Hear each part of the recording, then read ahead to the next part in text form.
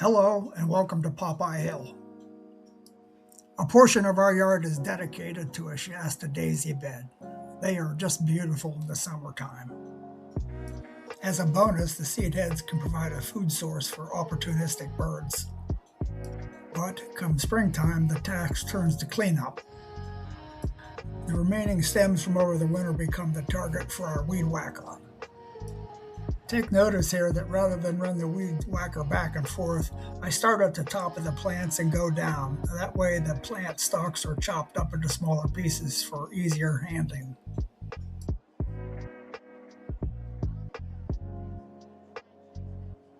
Here is a slow-mo view of the chopping action from the top going down to the bottom.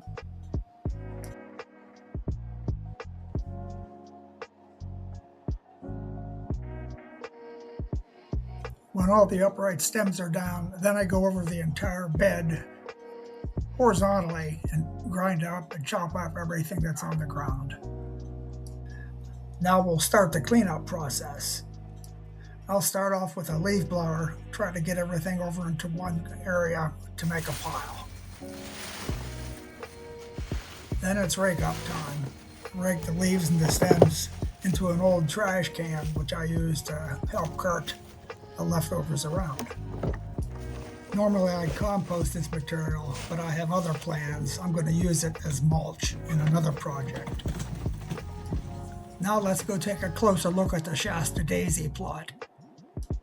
These leaves are the young plants that will grow into this year's daisies.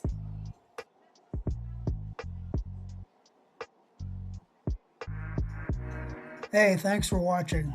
Please like and subscribe. See you next time.